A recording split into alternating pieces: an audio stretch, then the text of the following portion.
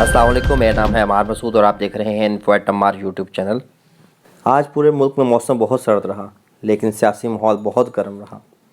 जहां एक तरफ मरीम नवाज़ शरीफ, राना सनाउल्लाह, एहसन इकबाल और बिलावल भुट्टो ने धुआंधार प्रेस कॉन्फ्रेंसें की, तो दूसरी तरफ नथिया गली में लाखों डॉलर के लग्जरी होटल का ठेका वज़ीर आज़म के साथी को मिल गया। चलिए सबसे पहले इमरान खान के उस तरीना साथी की अब जिक्र करते हैं कि जिसे लग्जरी होटल का ठेका दिया गया। इमरान खान ने अपने दिल अजीज़ साथी की कंपनी से चंदा लिया, जिसका कारोबार अमरीकी फ़ौजियों को इराक़ और अफ़गानिस्तान में सिक्योरिटी गार्ड्स फराहम करना था। इमरान खान अमरीकी जंग के हमेशा मुखालिफ रहे। इलेक्शन कमीशन ऑफ पाकिस्तान की जांच पड़ताल कमेटी की रिपोर्ट में भी यह बात सामने आई है कि पार्टी डोनर मुमताज़ मुस्लिम ने PTI को $24,000 से ज़्यादा अतिया किए थे। मुमताज़ मुस्लिम बैरन होटल के सदर और मालिक हैं। उन्होंने 15 अप्रैल 2018 को इमरान खान से बनी गाला में मुलाकात भी की थी। ये ख़बर उन लोगों के लिए बहुत हैरान करने वाली होगी जो इमरान खान को सादिक और अमीन समझते हैं, लेकिन मैं ये बड़े वसूख से कहूँगा कि इमरान खान साहब के पास इसका भी कोई ना कोई जवाब होगा जो अक्ल से वालादर होगा। दूसरी तरफ राना सनाउल्लाह ने इस खबर पर अपना रद्द-ए-अमल यूँ ज़ाहिर किया और कहा कि इमरान खान ने मुल्क के दुश्मन कंपनियों से फ़ंड इकट्ठी की, अब इन कंपनियों को ठेके दिए जा रहे हैं।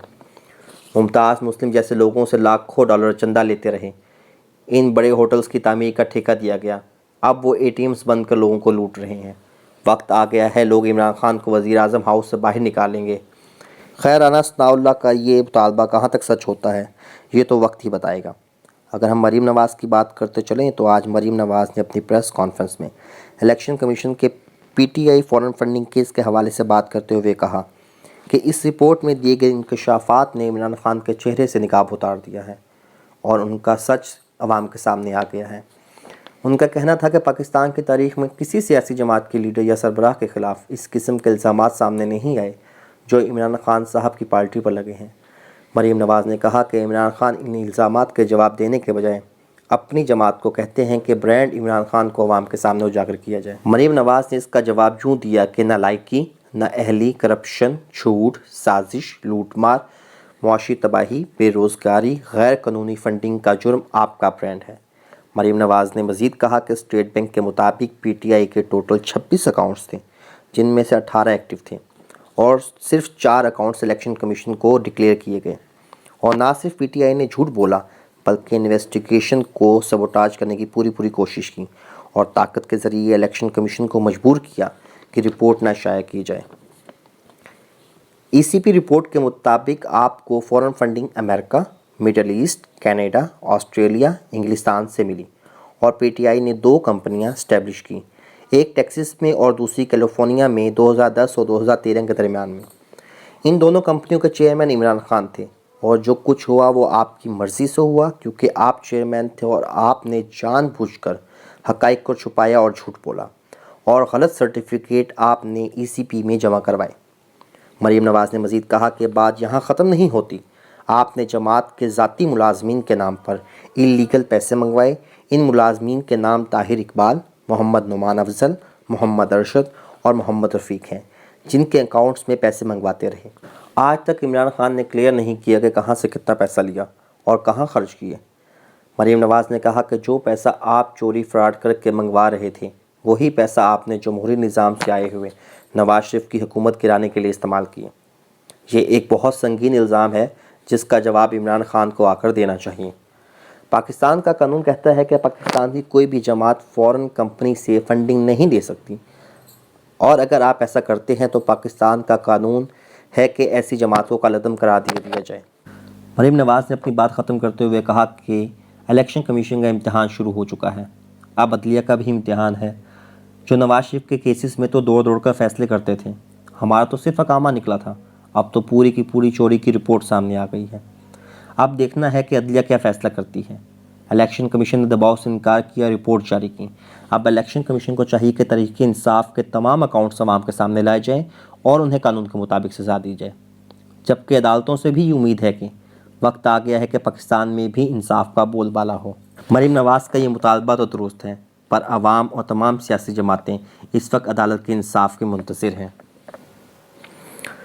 दूसरी तरफ पाकिस्तान पीपल्स पार्टी के चेयरमैन बिलावल भुट्टो ज़रदारी ने लॉन्ग मार्च की तारीख का ऐलान कर दिया कि वो हुकूमत के ख़िलाफ़ 27 फरवरी को मज़ार कायद से मार्च शुरू करेंगे اور ہر صورت اسلام آباد پہنچیں گے اور اپنے مطالبات پیش کریں گے۔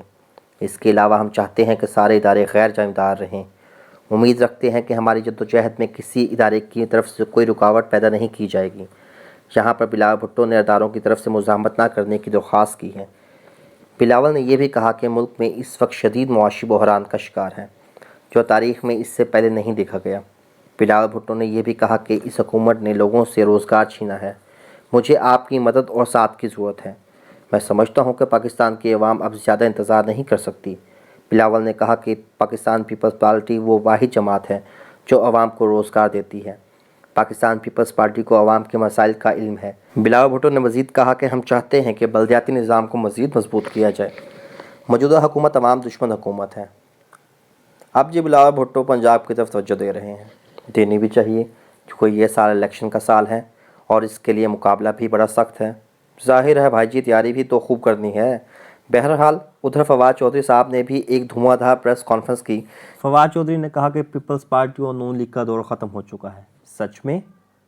کیا سچ میں ان کا دور ختم ہو چکا ہے؟ فواد چودھری نے کہا دونوں پارٹیاں اپنا نام زرداریوں اور شریفہ پارٹیاں رکھ لیں۔ یہ ضروری نہیں آپ نانی دادی بن جائیں اور عقل بھی آ جائیں۔ مریم نواز کو صحافیوں کو گالیاں دینے پر معافی مانگنی چاہیے۔ وفاقی وزیر فواد چودھری نے مزید کہا کہ تحریک انصاف نے 40,000 ڈونرز کا حساب دیا۔ کسی جماعت نے تحریک انصاف کی طرح فنڈنگ کا حساب نہیں دیا۔ جناب فواد چودھری صاحب، اگر آپ کی پارٹی نے سچ بولا ہوتا یا ای سی پی میں فیک سرٹیفکیٹ جمع نہ کروائے ہوتے تو آپ لوگ ای سی پی کی رپورٹ کے آنے سے گھبراتے نہیں اور نہ فوراً فنڈنگ کیس کو 7 سال تک لٹکاتے۔ اور اگر پی ٹی آئی اتنی ہی سچی جماعت ہے جس کا دعویٰ آپ اپنے منہ سے کرتے ہیں تو الیکشن کمیشن کو کہہ دیں کہ تمام اکاؤنٹس عوام کے سامنے لے آئیں۔ پر افسوس پی ٹی آئی کا اصل چہرہ ای سی پی کی رپورٹ کی صورت میں عوام کے سامنے آ گیا اور اب عوام عدالتوں سے انصاف کی منتظر ہے۔ اب تو ہمیں اس بات کا بھی ڈر ہے کہ کہیں ڈاکٹر اسرار احمد صاحب کی وہ پیشن گوئی درست ثابت نہ ہو جائے جو انہوں نے عمران خان صاحب کے بارے میں کہی تھی۔